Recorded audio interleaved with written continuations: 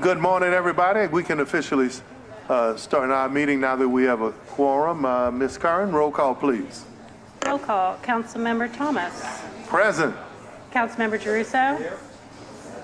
Councilmember Harris. I know I saw her. Yeah, she's here. Okay.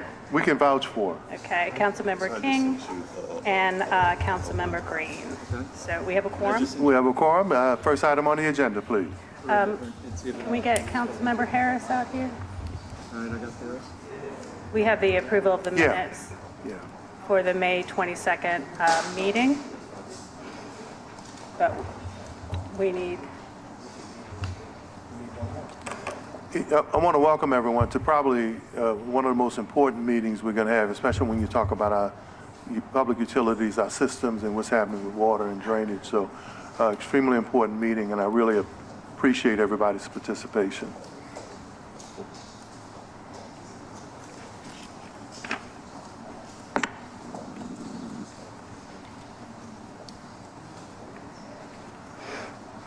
We're waiting on move to accept this contract. Accepts around $380,000 of federal funds. It's the formula. Councilmember, we're voting on the approval of the minutes. Oh, yeah, we got to do approval of minutes first. Can I get a motion? Motion by Councilmember Giruso, second by Councilmember Harris. All in favor? Aye. Ayes have it. Motion is approved. Next item on the agenda. This is a motion M24-248. This is a contract for council approval. This is between the city and the United States Department of Energy. And as a brief, it accepts around $380,000 of the federal funding formula for the city. The grant will fund public outreach and engagement regarding energy efficiency opportunities available to our residents. So a continuing effort, right, to deal with sustainability, resiliency, and all of those efficiency things that are now trending. So get a motion to move? Moved by Councilmember Harris. Second by Councilmember Giruso.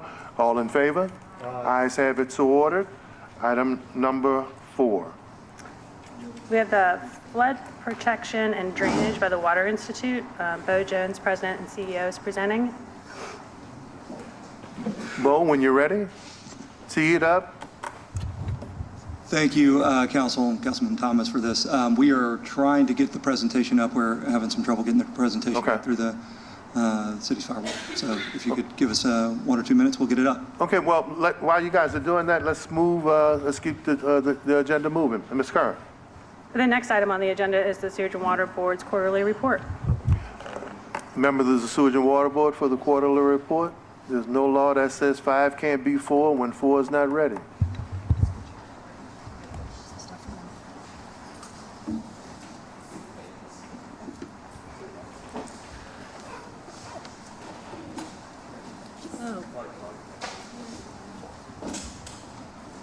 Boy, it doesn't do anything, you guys, to have this delayed a little bit while y'all are getting ready. Okay, all right, thank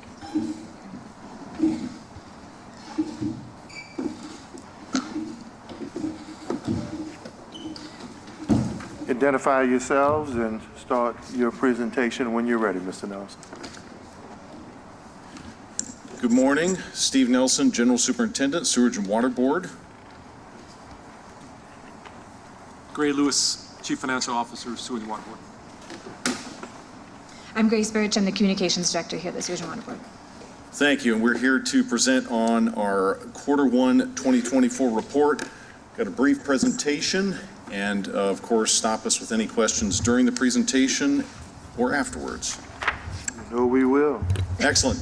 First slide up, hurricane season preparedness. We have identified our critical personnel and have gone through individual training with those individual groups. We have key personnel identified as well as equipment and staging locations. So should there be a named system in the Gulf, we have locations for equipment to be ready. We have personnel on call, and we have other contracts. We will have a meeting on the 13th to go into much more detail on the preparations for storm season this year. Did also want to mention we have been working with the Southeast Louisiana Flood Protection Authority to ensure that our outfall canal operations are aligned. We took part in a tabletop exercise with Entergy recently in preparation for storm season, and we've also been in regular communications with NOLA Ready. And to be clear, that meeting Steve referenced on Wednesday is here at the council. Is here chamber. at the council chambers on June 13th. Thank you. Mr. Nelson, I want to stop in a minute because, a lot of times we use phrases and terms that we understand here, but the citizens who are watching. And someone had asked this before when we talked about outfall canals. Explain to our listening audience what outfall canals are and what their purpose is, please. Yes, thank you very much. So we have Pump Station 6, which is the 17th Street Canal, and then we have the Orleans Canal, and then we have the canal at the end of Broad Street. Those pump stations we operate are internal to the city, and then the Southeast Louisiana Flood Protection Authority operates those pump stations that are at the lake. So when we have a named system, they close those gates at the lake, and then we pump into the canal, and then CEFLA, the Southeast Louisiana Flood Protection Authority, needs to be able to pump that water into the lake. So it's critical that we have an understanding, contacts, and standard operating procedures so that we don't overfill those canals when we maintain those operations. Excellent question. Thank you. Naturally, pumping is a key concern for us. And all the pumps being ready, if they do not have power, does us no good. So we do have 49 megawatts of power currently available. We need a minimum of 44 megawatts to operate all of the pumps. I should mention this in the old part of the city. We do anticipate receiving parts for Turbine 4 later this week, and the installation of those parts and testing of Turbine 4 should be taking place next week, no later than the week following. We are also working to bring back our 5th EMD. That's an electromotive diesel. It's a converted locomotive engine. That should bring us up to 70 megawatts of power going into the end of June, which is a very good place for us to be. Again, we only need 44, but having that redundancy with the age and fragility of the system is critical for us. Moving on, this is a screenshot from swbno.org. We currently have 89 of 99 major drainage pumps available. Drainage pump stations 3 and 6, those 2 pumps we anticipate testing this week with the goal of having those back online here by the end of this week. Those are 2 large pumps. Those are 1,000 cubic feet per second or larger. That's a lot of water in layman's terms. The next key focus for us are pumps in New Orleans East. So DPS 10, 14, 15, and 18, with a heavy focus on the 2 pumps that are at Drainage Pump Station 14. We really want to get those back up and running as soon as humanly possible, and we'll be in a good place from a pumping standpoint. Moving on to our smart metering program, we have over 20,000 meters installed to date. We do anticipate having half, that would be 70,000 of our 140,000 connections installed by the end of this year. We anticipate launching a customer portal sometime this summer, looking at September at this point. We have launched 2 videos. If customers are interested, you can go to swbno.org and look at those videos. It talks about the installation, the operation of those smart meters, so that instead of getting reads every other month, you'll have a read every hour. There will also be proactive emails and text alerts, but we are currently sending letters to customers who have continuous usage, which would indicate a leak. So we've sent, my understanding is over 3,000 of those letters to date, and we're finding that there are a significant portion of our customers who do have leaks on their property. So those letters, we're sending those out, we're tracking the data. Folks are able to repair those leaks and save money on their utility bills. Steve, I know we talked about doing sort of true-ups. Councilmember Harris. Thank you, sir. True-ups between the bills that were estimated, and then you get your smart meter reader, and then going forward, what's the process there? Do you have to pay any back bill?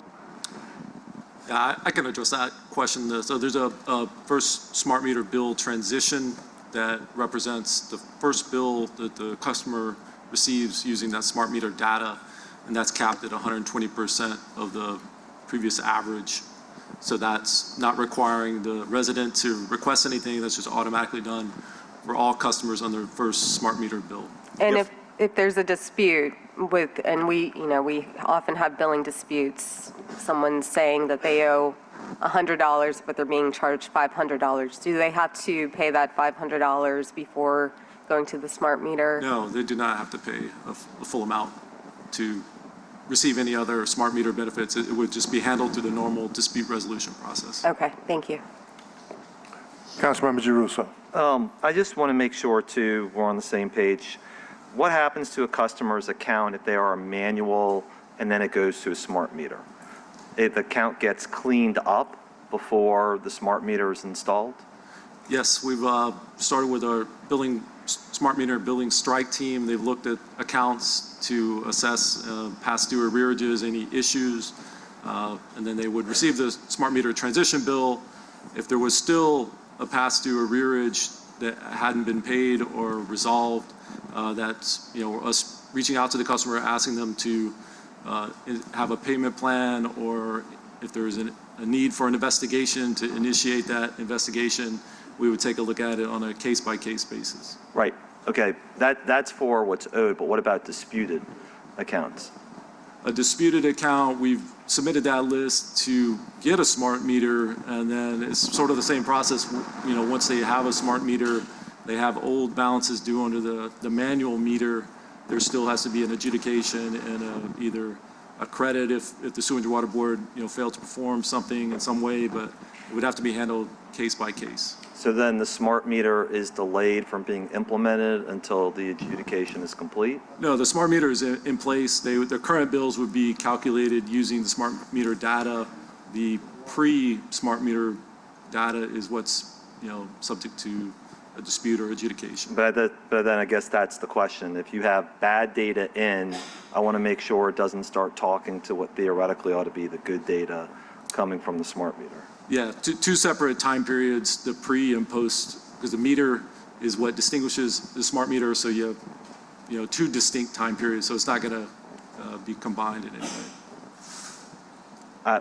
Yeah, just want to make sure it doesn't happen, because I'm just saying, just so we're all very clear, we keep on hearing Sewage and Water Board is on an actual and an estimated read, and that's not happening. We're on a billing cycle that's by law 25 to 35 days. That's not happening. We have estimates that are grossly incorrect. That's still wrong. So we keep on telling the public the smart meter is going to be the panacea to your problems, and I just do not want that bad data to start getting integrated in with what should theoretically be no human error associated with it. And particularly, I think we should take this moment to emphasize that the smart meters are likely to cause a billing impact to residents too. So they should scrutinize their bill as well, because if your bill increases by 6, 7, 9%, it could be because of the smart meter too, correct? Yeah, all good points. And just to remind residents, the smart meter is indicated with a number, the first letter. The old manual meters had a alpha character. So once you see that number meter on your bill, then you know it's a smart meter. And again, two different time periods, and all good points, things that need to be looked at as customers getting smart bills. Historically, we're here to help, trying to resolve those and get previous issues adjudicated. Thank you. Mr. Lewis, continue. So on to the next series of slides about the lead and copper rule update. We're working on an inventory that will be available in a dashboard to our customers. There's a deadline for fall of this year. We'll be well in advance of that. We're also utilizing internal plumbing inspection report data to inform that inventory of where lead services do exist. We have door hangers that we're currently deploying to inform our customers when we come across a lead service line. And we're also continuing to develop messaging and a support program for our customers. I am pleased to announce the State Bond Commission has approved $84 million from the State Revolving Fund to support the removal of lead service lines. That will be on both the public and private side of the meter, of the property line, I should say. And our next steps are continuing to develop that full communications plan, as well as a plan to replace those lead lines. On to the next slide. Due October 16th is that publicly available service line inventory that I alluded to earlier. And then starting in 2027, there will be a 10-year timeline, and this is across the entire United States, for replacing 100% of lead services. It will also require mitigation for any disturbances, a lower action level of 15 micrograms per liter to 10 micrograms per liter, and increased community outreach. I do know that we've done an orientation with staff, and we will also be back before this body with a full LCR presentation later to go into much more detail on this topic. Currently, we have a three-prong approach to protecting our customers. It starts with corrosion control and treatment. We adjust the pH of our water to about 8.5. We also provide water testing kits to the public free of charge. So if someone has a desire to have their water tested in their home, they can call 504-52-WATER, or they can go to our website at swbno.org, fill out that form, and we will support them in completing a lead test for their home for free. We also have a service line replacement program that we are launching this year in earnest, and that is crucially supported by that $84 million that I mentioned earlier. One of our big successes over the course of the last year has been paving. I believe we talked about this when I started in January of 2023. We had over 3,000 open paving work orders. We are now down to, as of this morning, 839. The restoration timeline when those numbers were run was 71 days on average as opposed to 100. It's significantly lower than that as of today. And the goal, we're not finished. We want to get down to where we are on average 2 to 4 weeks, from when we make, 2 to 4 days would be ideal, but 2 to 4 weeks from when we make a hole to when we complete it. And I know through our maintenance escalations team, we've been receiving fewer complaints and challenges with paving. Doesn't mean we don't have other challenges with water and sewer, but we really want to continue on that track. So that's been a key success story for us this year. Moving on to the next slide, sewer and service and capital improvements. The power complex continues to move forward. We've got over $150 million in Sewerage and Water Board managed contracts under construction. And then many of the components of Phase 1 are anticipated to come online again. We remain online for summer 2025. I do want to mention again the importance of that $29 million. We've been pursuing that. That'll be key for us to be able to obtain that funding. We're also working on the Sycamore Filter Gallery to increase our filtering capacity. That contract was awarded in May. And our Water Quality Master Plan, we're actually beyond negotiations. That contract has been awarded to CDM Smith. Work started in Q1, and the first area of focus for us is the testing of actual laboratory testing of lead services under elevated chloride conditions. So if we were to have a saltwater intrusion event, we would have scientific data to back up lead levels, corrosion levels with any sort of chlorine intrusion. Any other questions on that at this point? I will turn it over. Chair, I Yes, please. usually I'm going to wait until the end. I have questions on each segment, but I want to get through the report first. Very good. I'll turn it over to Gray Lewis to talk through our operations reporting. Thanks, Steve. Just to share with the Public Works Committee a few metric highlights from Q1 and financial highlights. We want the receivables slide. This is our customers that we're pursuing actively with collections for balances past due greater than 60 days, about $57.2 million at the end of Q1, relatively the same as the end of 2023. We have been successful with the new payment plan software, Promise Pay, as I mentioned earlier, at 6,800 plans initiated in the first quarter. We're up to closer to 9,000 today. And again, we're seeing success with these same plans being interest-free and a little more flexible, easy to sign up through a link through the website or through a phone number, which you'll see on a couple slides. So we encourage our residents to utilize that. The next slide is total delinquency for all customers. So this is balances not yet due, the regular bills, the past due for various buckets, and then both active and closed customers. It's about 2.9 million less than the end of last year. And on the next slide, we roll forward that balance to start with the 130.4 million, adding in the new bills for the first quarter. We take out collections and credits provided through billing investigations or other reasons for providing credits. We end up with 127.5 million at the end of the quarter.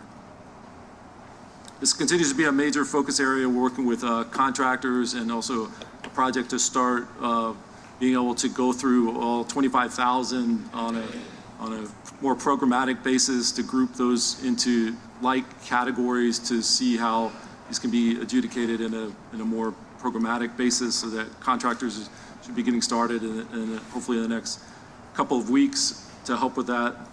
And again, get to an account resolution for all of our residents that are past due. Next slide is the Promise Pay information I mentioned.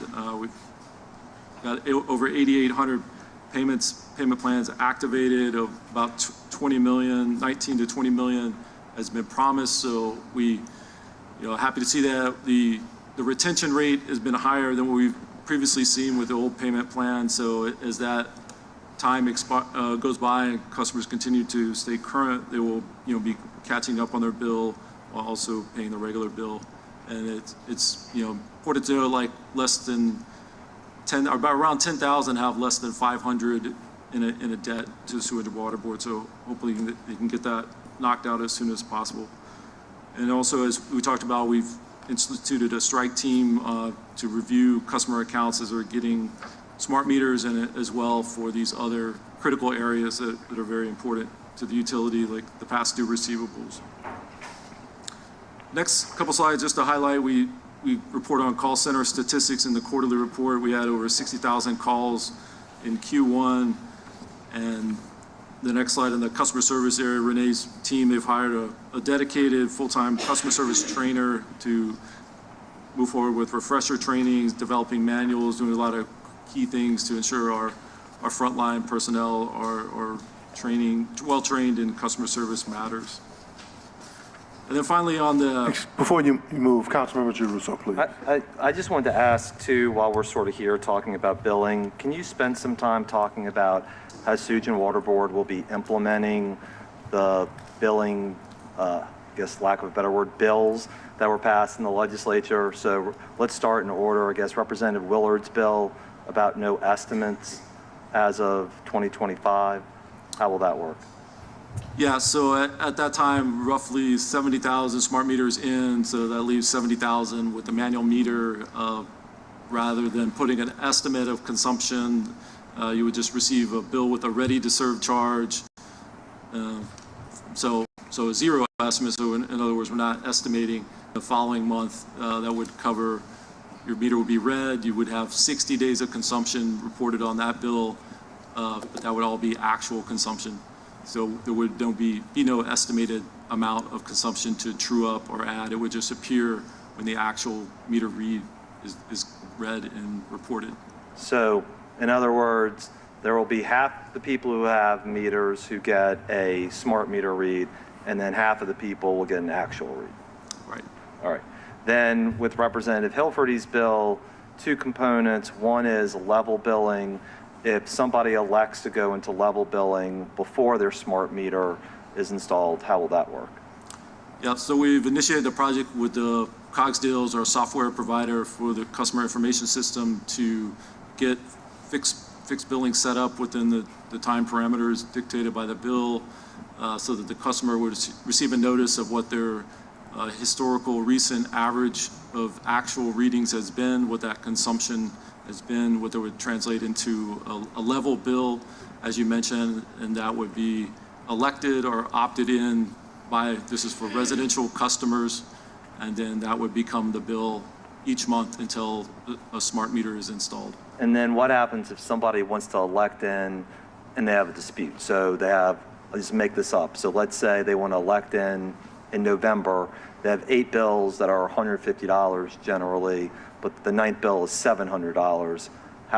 It would just seem like it would be bad level billing to be at an average of those 150s and the 700. Yeah, we will have the ability to customize that recent average to eliminate any outlier bills that are not representative of any historical consumptions. And can that also be used for people who have ordinary disputes who aren't electing to get into level billing? No, that's specific to the fixed billing process where you're developing a level bill. Okay, why the difference? Well, I think the law requires the bill be based on the recent average if you elect it. That's my interpretation or understanding of the law. Okay, I'm going to need some more clarity on that because I don't quite understand. It seems like then if you are a rational actor, what you would do is elect to be in level billing, and then you're almost guaranteed to not be a bad estimate that's built in. So everybody should just elect to be in level billing, which would still seem to create the same amount of work Sewage and Water Board would need to do irrespective of whether you're in level billing or not.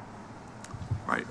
Yeah, and I think practically speaking, we will have a schedule of people that are getting a smart meter in the next 90 days. So for a person to elect in for such a short amount of time, it administratively just a little challenging, but this is a temporary measure until the smart meter is in, and once smart meter is in, each period you're getting the consumption on your bill. Yeah, I guess, Gray, what I'm really worried about is a matter of equity, which is if you have somebody who has had a billing issue for 2 years and who for whatever reason says, I don't trust level billing, for example, that they get delayed another 6 or 9 months, and somebody who opts into level billing gets faster treatment.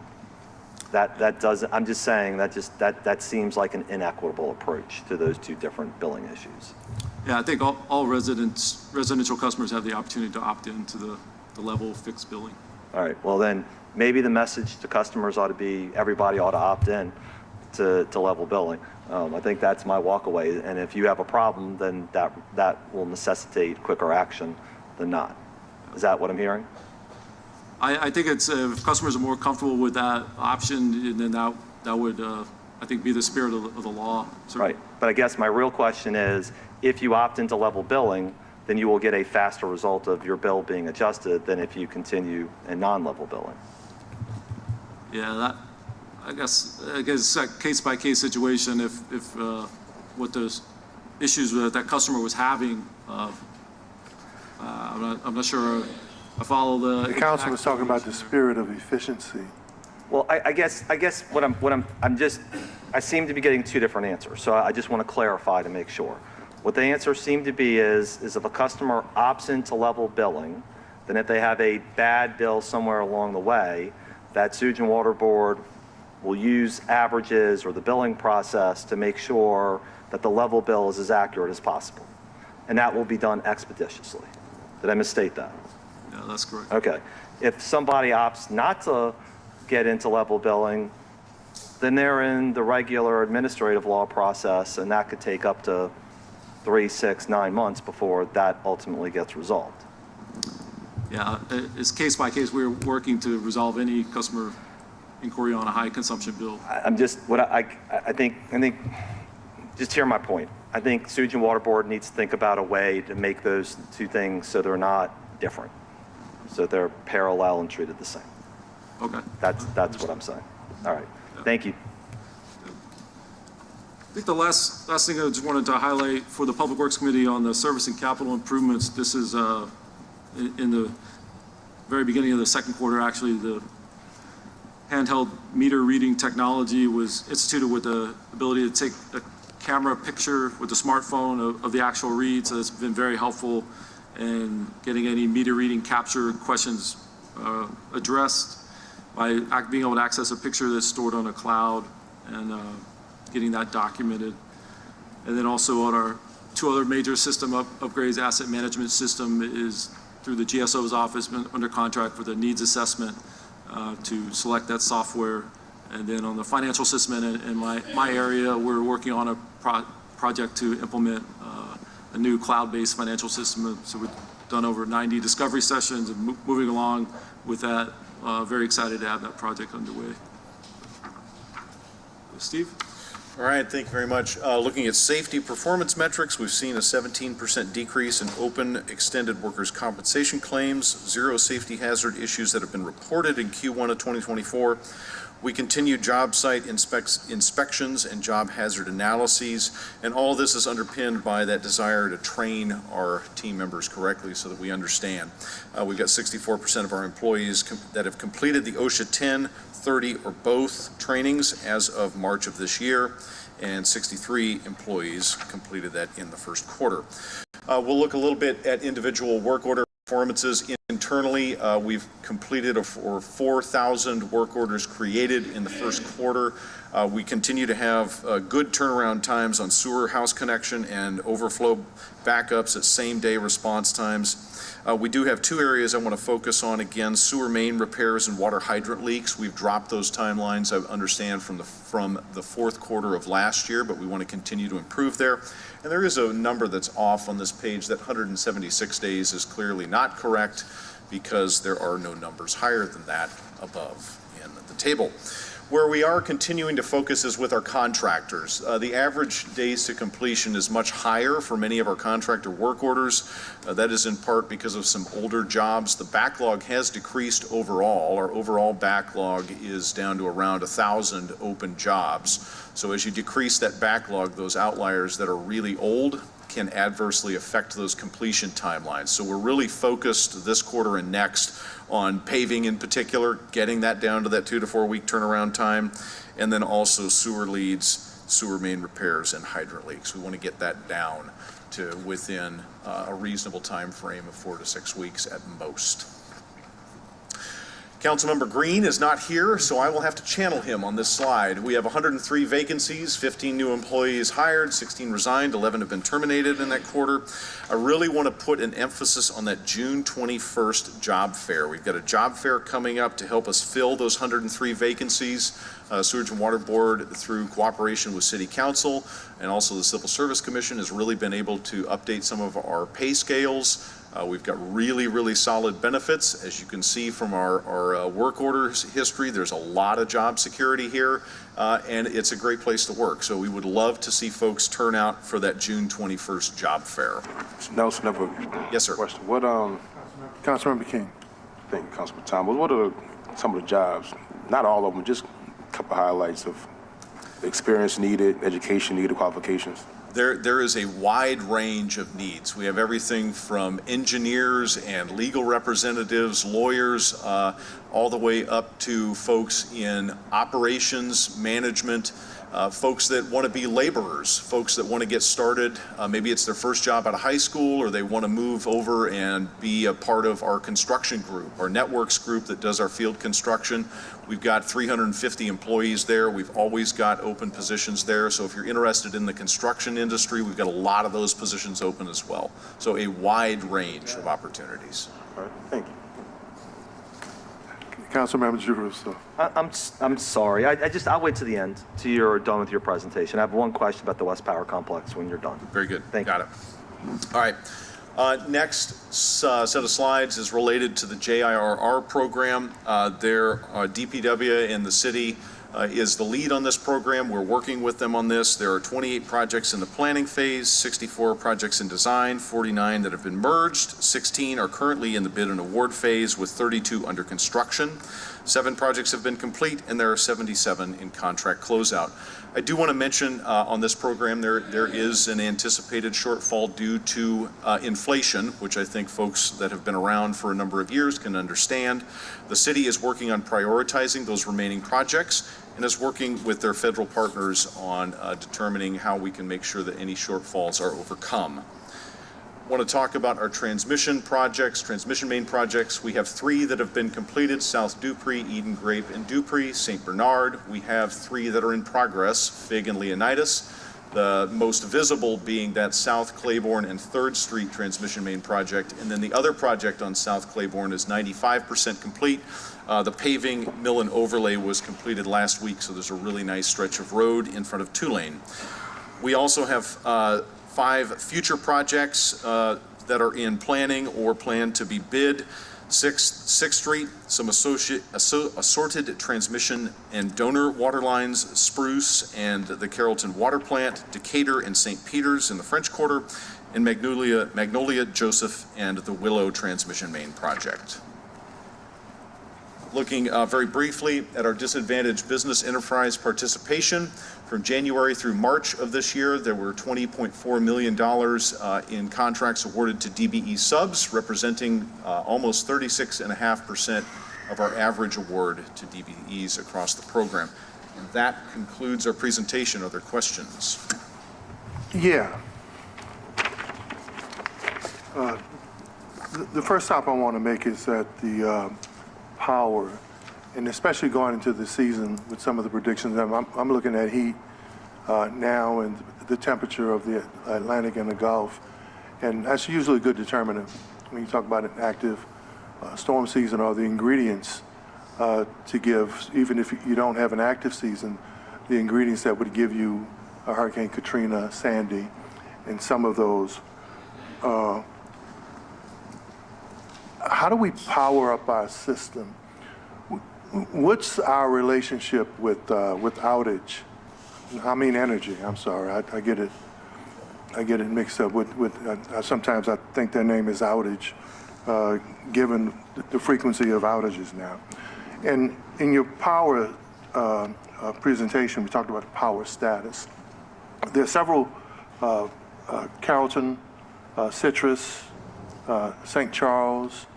There are many critical stations that if Entergy's system isn't up, how are we, when you talk about generators and the ability to that if energy system is down, again, that we can rely on generators, especially for those badly needed stations and pumps? Where are we now? And what is our backup plan? So there are kind of three different parts of the city. There's the old part of the city that's defined as the lake to the river, and then the industrial canal to the parish line. Mm-hmm. And that is served by our turbines and our electromotive diesels, the EMDs, and then also you alluded to those frequency changers.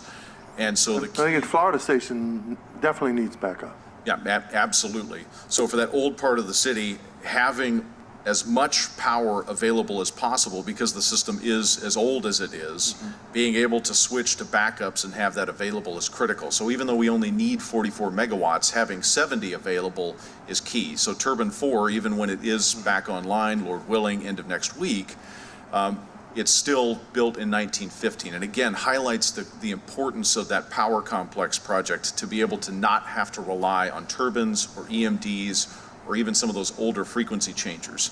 Now, to your point, in New Orleans East, we have backup generators so that if Entergy goes down, we've got individual generators for those stations. 16, at one point the generator didn't work. That's right, and so we have backup generators there to cover for the... You got backup generators for the generator. Or the current generator, and we've presented on that, I believe, previously, that it's crucial for us to be able to replace that existing generator so that our backups can be available at other locations. So the Power Complex project is crucial. It's also really important to take a look at some of those other And what about Citrus?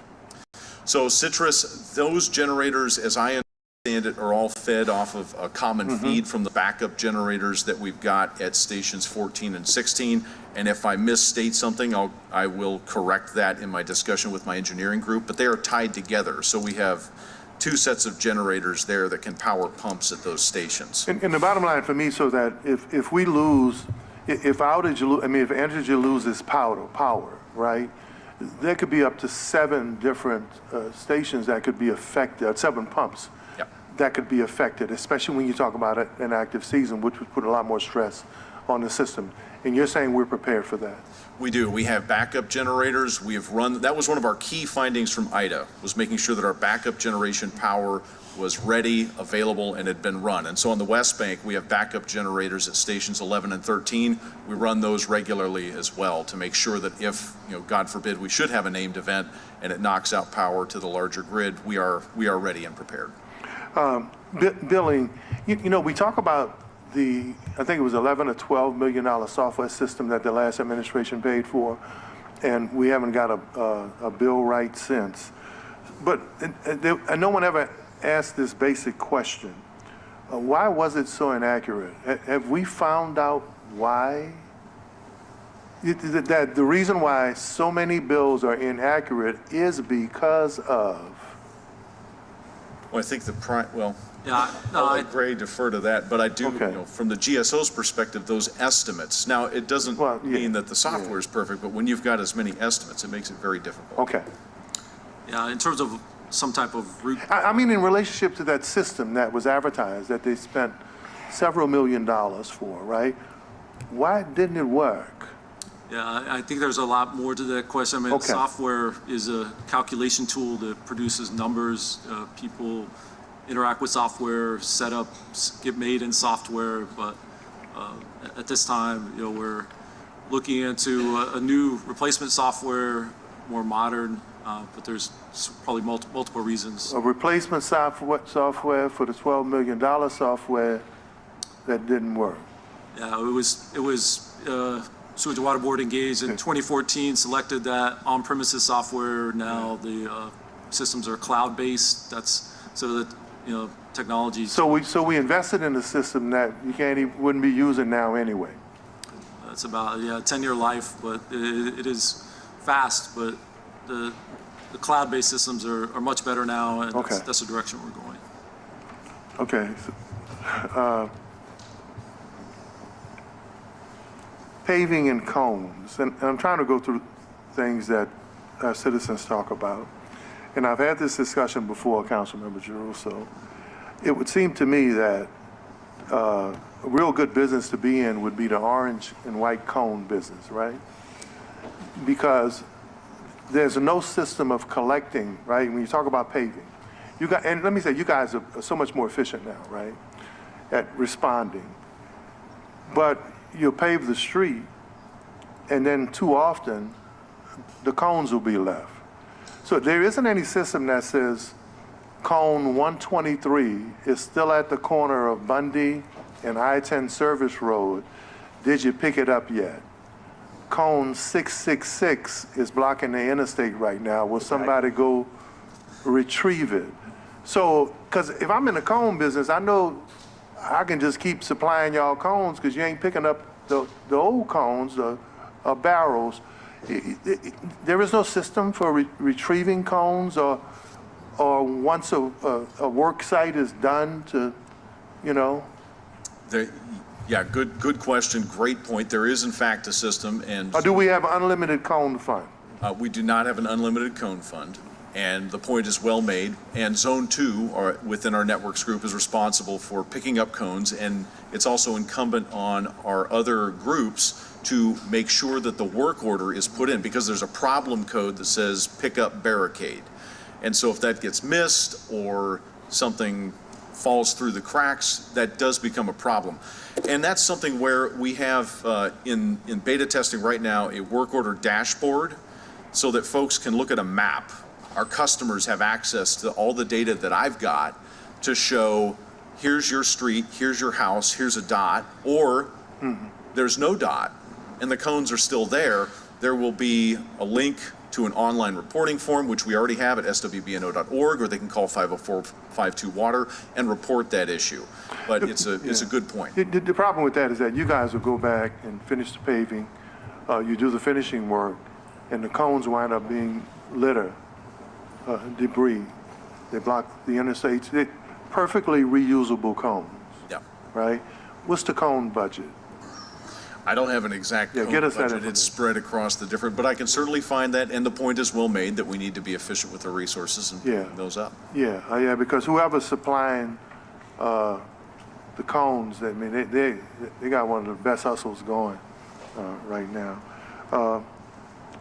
Funding, I want to stay on the funding thing. There was just recently an article about the funding that the state didn't provide, the 24, 29 million.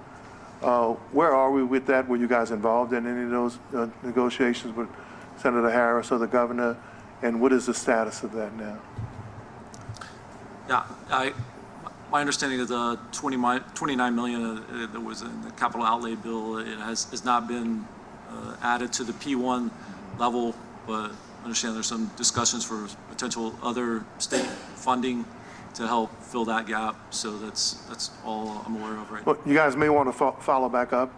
In my discussions with the governor, we did speak last week that he understands the importance, and I sent him copies of the articles, copies of the concern, and why it was important. And when he called, he said there is a question mark there now, but it is his intention to make sure that the state meets that need and that responsibility. So if you guys could follow up, he didn't say exactly where the funds would come from, but he said that he expects his administration to live up to help us with that commitment. Yeah, that would be great. I think Ghassan Korban has been in touch with him, but yeah, we will follow up. Thank you. Okay. Mr. Nelson, you mentioned the costs escalating because of inflation and shortfall. What percentage of the budget? Is there any percentage of the budget you think that'll be affected because of shortfall or because of inflation? Yeah, so this is relative to the JIRR program. Yeah, so CDM Smith has completed a gap analysis. I know DPW and the city's offices have been looking at those numbers. As I understand it from the Sewage and Water Board's perspective, we've got about $400 million that we've got to be sure that we can get put into the ground.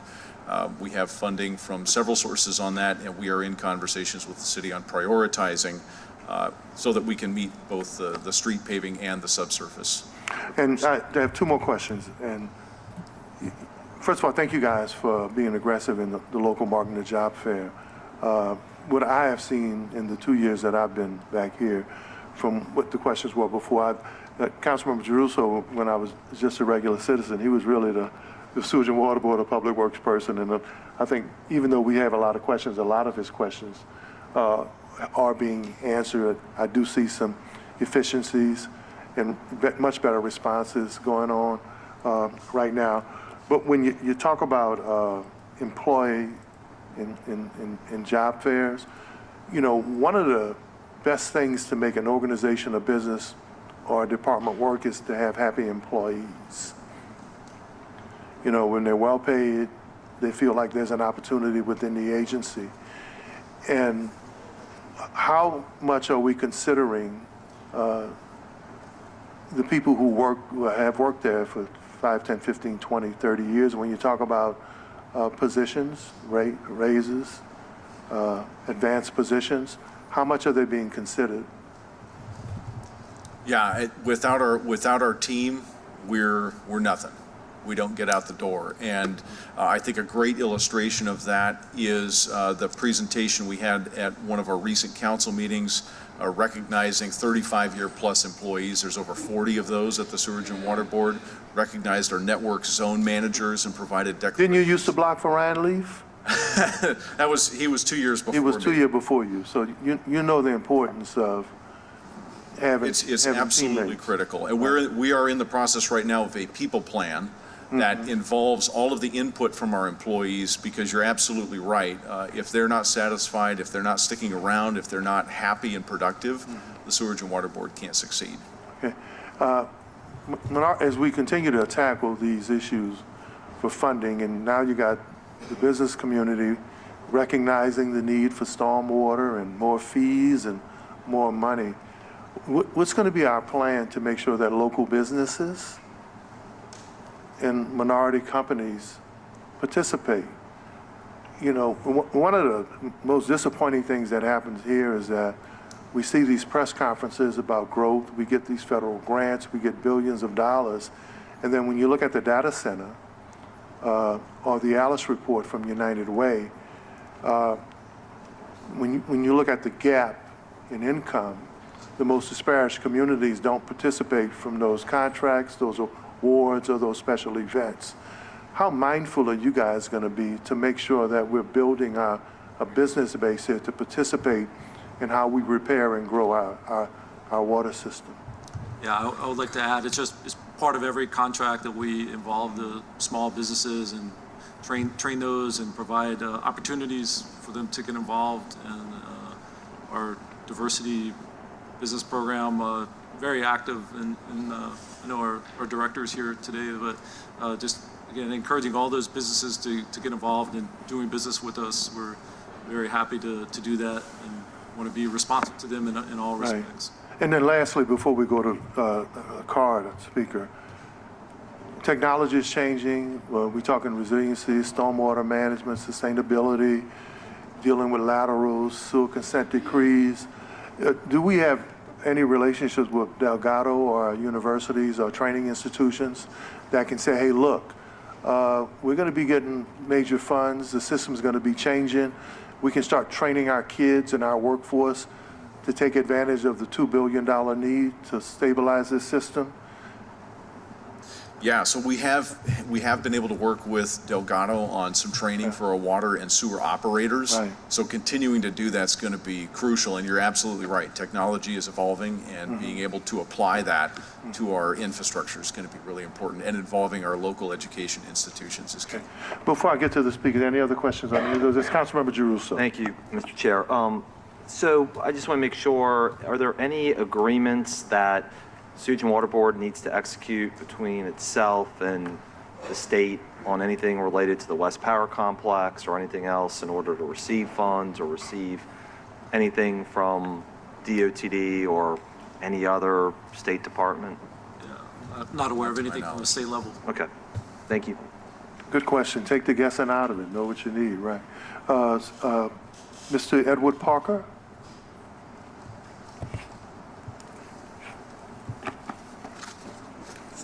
Good morning. Edward morning, Mr. Parker, Parker. 7802 Henley Street, New Orleans, Louisiana, 70126. Also a member of the New Orleans United Front. You briefly touched on the DBE participation. Can I get who the point person is to get more information on your DBE program? It's Ms. Irma Plummer. Yeah, thank you very much. Could I get a call? Thank you. That's how you deal with that, man. You bring your team. That's right. That's it. A former team athlete knows to bring the team, right? We got a Irma's the good best. team. Ms. Curran, any online comments?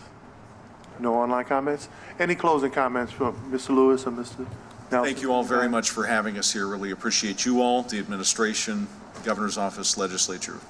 And thank y'all for being responsive. You know, there's a whole lot to deal with, but you're actually making some gains in critical areas, and hopefully we're being, you know, we can be facetious and political sometimes, but hopefully we're being helpful, because I know most of our questions are really ones that we get from our citizens, and when we can answer them, it helps them.